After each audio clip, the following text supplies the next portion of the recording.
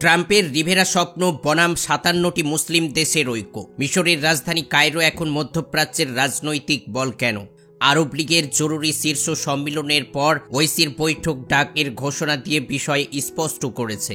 ট্রাম্পের গাজা দখল পরিকল্পনা ইসলামী বিশ্বের রেড লাইট।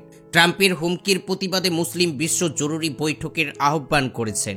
মিশর গাজা ইস্যুতে ওআইসির বৈঠক করার জন্য একটি চুক্তি ঘোষণা করেছে। ট্রাম্পের বিরুদ্ধে ৫৭টি মুসলিম দেশ একই মঞ্চে হয়েছে। আগামী ২৭শে ফেব্রুয়ারি কায়রোতে আরব শীর্ষ সম্মেলনের পর ওআইসির মন্ত্রী পর্যায়ের জরুরি বৈঠক করার প্রাথমিক ঐকমত হয়েছে। বৈঠকের লক্ষ্য ফিলিস্তিনিদের নাক বা দুই প্রতিরোধ করা, যেখানে ১৯৪৮ সালের মতো গাজার ২৪ লাখ মানুষকে উচ্ছেদ করার ষড়যন্ত্র চলছে। ওআইসির ৫৭টি দেশের একমিত্র হওয়ার এই প্রস্তুতি যেন গাজা যুদ্ধের নতুন ফ্রন্ট, যেখানে প্রতিটি রাষ্ট্র ইসরায়েলের বিরুদ্ধে কূটনৈতিক অস্ত্র তীক্ষ্ণ করছে। ট্রাম্পের মধ্যপ্রাচ্যের রিভেরা বনাম মুসলিম বিশ্ব। ডোনাল্ড ট্রাম্পের স্বপ্ন গাজাতে সমুদ্র সৈকত রিসোর্ট বানানো, ফিলিস্তিনিদের জর্ডন মিশরের দিকে ঠেলে দিয়ে ইসরায়েলের বস্তি স্থাপন। কিন্তু এই পরিকল্পনা এখন বিশ্বের সবচাইতে বড় ডায়নামাইট। জর্ডানের রাজা আবদুল্লাহ স্পষ্ট করেছেন, ফিলিস্তিন ছাড়া শান্তি অসম্ভব। তুরস্কের ইরদোয়ান ট্রাম্পকে ছুড়ে দিয়েছেন কঠিন প্রশ্ন, যে ভূমি ১০০০ বছর ধরে ফিলিস্তিনিদের, সেখানে কিভাবে রেভেরা বানাবে? ইরানের পররাষ্ট্রমন্ত্রী আব্বাস আরাকচির ভাষায়, এটি শুধু ভূখণ্ড দখলই নয়, ফিলিস্তিনি পরিচয় মুছে ফেলার ষড়যন্ত্র। গাজার ধ্বংসযজ্ঞের খরচ $১০০ বিলিয়ন। এই বিল পরিশোধের দাবি উঠেছে ইসরায়েলের বিরুদ্ধে। বিশ্ব আলজেরিয়ার নেতৃত্বে মুসলিম দেশগুলো ইসরায়েলের উপর আর্থিক অবরোধ চাপানোর পরিকল্পনা করছে। তুরস্ক ও ইরানের প্রস্তাব গাজার পুনর্গঠনের বৈশ্বিক তহবিল গঠনে, যেখানে ইসরায়েলি দেবে সর্বোচ্চ অঙ্ক। অন্যদিকে ট্রাম্প মধ্যপ্রাচ্যের রিভেরা স্বপ্ন ভেঙে দিতে সৌদি আরব ও কাতার ইতিমধ্যেই অস্ত্রের বদলে অর্থনৈতিক যুদ্ধ শুরু করেছে। ওআইসির গোপন কৌশল গাধাকে বাঁচাতে ইরান ও সৌদি একত্রে অপ্রত্যাশিত মোড়। ইরান ও সৌদি আরব মধ্যপ্রাচ্যের দুই চিরপ্রতিদ্বন্দ্বী। এবার গাজার প্রশ্নে এক মঞ্চে ইরানের ডাকে ওআইসির জরুরি বৈঠক, আর সৌদি আরবের রাজকীয় ফরমান। ফিলিস্তিন রাষ্ট্র ছাড়া ইসরায়েলের স্বীকৃতি নাই। বিশেষজ্ঞদের মতে এই অস্থায়ী ঐক্য ট্রাম্প ও নেতানিয়াহু জুটিকে আতঙ্কিত করবে। শনিবারের আলটিমেটাম যুদ্ধবিরতি ভাঙলে কি হবে? ইসরায়েলের প্রধানমন্ত্রী হুঁশিয়ারি, শনিবার দুপুর ১২টার মধ্যে জিম্মিরা ছাড়লে যুদ্ধ শুরু হবে। কিন্তু হামাস জানিয়েছে, ইসরায়েলের চুক্তি ভাঙতে এই সংকট ওই বৈঠক হতে যাচ্ছে যুদ্ধের টার্নিং পয়েন্ট। যুদ্ধবিরতি ভাঙলে মিশর ও জর্ডান ইসরায়েলের সাথে সব কূটনৈতিক সম্পর্ক ছিন্ন করতে পারে। গাজার আকাশে জমছে বিষাদের মেঘ, নাকি জ্বলছে প্রতিরোধের সূর্য? ট্রাম্পের পরিকল্পনা বিশ্ব রাজনীতির সবচেয়ে বিপজ্জনক কে? ইতিহাস কি পুনরাবৃত্তি হবে, নাকি গাজা হবে সাধ্যী? পরমাণু কেন্দ্রে জোর কদমে চলছে উৎপাদন বাস্তুচুলিগুলোতে। সামনে কিছু একটা তাড়া। 10 বছরের কাজ হয়তো শেষ করতে হবে 10 মাসেই। সামনে ঝুলছে মহাবিপদ সংকেতের পতাকা। পরমাণু কেন্দ্রের ভিতরে দ্রুত এবং ঘন ঘন পায়চারি করছেন মিস্টার প্রেসিডেন্ট। খুঁটিয়ে খুঁটিয়ে দেখছেন কাজের গতি প্রকৃতি। নির্ধারিত সময়ের মধ্যে পারবেন তো, নাকি সব পরিকল্পনা ভেস্তে যাবে? অনেক ব্যস্ততার পর প্রেসিডেন্ট শান্ত হলেন। ধীর স্থির পায়ে হেঁটে বের হলেন পরমাণু কেন্দ্র থেকে। মুখে তার উজ্জ্বল হাসি, চোখে পড়ছে আলোর রোশনায়। তিনি এবার নিশ্চিত, কাঙ্ক্ষিত বস্তু এখন হাতের মুঠোয়। উপরের বর্ণনা পুরোটাই হয়তো কাল্পনিক, তবুও বাস্তবে এমন অবস্থার মধ্যে দিয়েই যাচ্ছেন ইরানের বর্তমান প্রেসিডেন্ট মাসুদ পেজেশকিয়ান। তার চারিদিকে ঘিরে আছে শত্রুরা। যে কোনো সময় হতে পারে প্রকাশ্য কিংবা গোপনে বড়সড় আক্রমণ। আর সেই আক্রমণের কলকাঠি নাড়ছেন কারা? সেই প্রশ্নের উত্তর এখন অজানা নয় কারো কাছেই। তবে শঙ্কার মাঝেই তৈরি ইরান।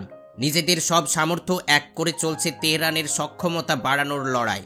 সম্প্রতি ইরানের প্রেসিডেন্ট দেশটির একটি গুরুত্বপূর্ণ পারমাণবিক স্থাপনা পরিদর্শন করেন, নিয়েছেন সব খোঁজ খবর। আবার সেই সফর শেষে তিনি সূত্রদের দিয়েছেন কড়া হুঁশিয়ারি। ইরানের প্রেসিডেন্ট পেজেশকিয়ান বলেছেন, শত্রুরা যদি ইরানে পারমাণবিক স্থাপনাগুলোতে আক্রমণ করে, তাহলে তার দেশের তরুণরা পূর্ণ নির্মাণের জন্য প্রস্তুত থাকবে। তিনি বলেছেন, তারা আমাদের পারমাণবিক কেন্দ্রগুলোতে আঘাত করবে, আমাদেরকে হুমকি দেয়, কিন্তু আপনি আমাদের শিশুদের মস্তিষ্ক ধ্বংস করতে পারবেন না। পেজেশকিয়ান বলেন, আপনি যদি 100টি পরমাণু কেন্দ্রে আঘাত করেন, তাহলে আমাদের শিশুরা আরো হাজার হাজার পারমাণবিক কেন্দ্র তৈরি করবে। মার্কিন প্রেসিডেন্ট ডোনাল্ড ট্রাম্প সোমবার ফক্স নিউজের সাথে এক সাক্ষাৎকারে ইরানে ইসরায়েলের আঘাতের সম্ভাবনার কথা উল্লেখ করেন। তারপরেই ইরানের এই বার্তা। বৃহস্পতিবার ইরানের বিমান বাহিনীর প্রধান জেনারেল হামিদ ওয়াহিদি বলেছেন, আমাদের সকল দেশকে, বন্ধু ও শত্রু উভয়কে বলছি যে আমাদের দেশের মতবাদ প্রতিরক্ষামূলক, তবে আমরা যে কোনো শত্রুর আক্রমণের বিরুদ্ধে শক্তির সাথে জবাব দেব। পেজেশকিয়ান দক্ষিণ ইরানে অবস্থিত বেশহুর পারমাণবিক বিদ্যুৎ কেন্দ্র পরিদর্শন করেন, যা ইরানের প্রজাতন্ত্রের একমাত্র পারমাণবিক বিদ্যুৎ কেন্দ্র। এই কেন্দ্রের ইউনিট 2 ও 3-এ কার্যক্রম পরিচালনার অনুমোদন দেওয়া হয়েছে। তিনি বুশেহর পারমাণবিক বিদ্যুৎ কেন্দ্রের প্রথম ইউনিটের বিভিন্ন অংশ পরিদর্শন করেন। প্লান্ট ম্যানেজার ও বিশেষজ্ঞরা তাকে প্লান্টের কাজকর্ম, বিদ্যুৎ উৎপাদন এবং গ্রেডে বিদ্যুৎ সঞ্চালনের বিশদ বিবরণ সম্পর্কে অব্যাহত করেন।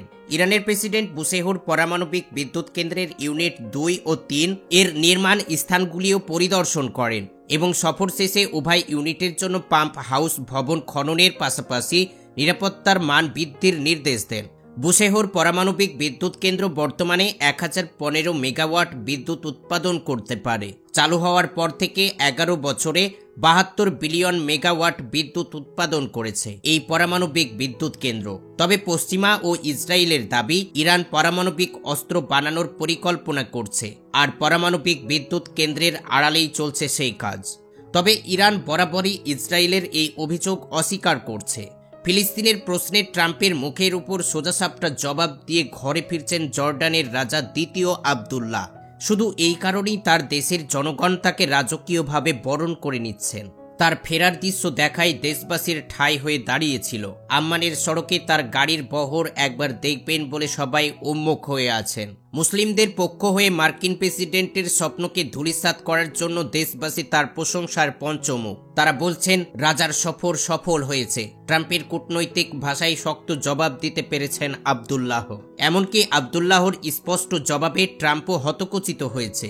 তিনি উচ্ছেদ, উৎখাত, পুনর্গঠন এবং বিকল্প বাড়িতে ফিলিস্তিনিদের নেওয়ার ব্যাপারে না বলে এসেছেন। ফিলিস্তিনিদের ঘর বাড়িতে ফেরার অধিকার আছে, তারা ফিরবে বলে মন্তব্য করেছেন জর্ডানের জনগণ।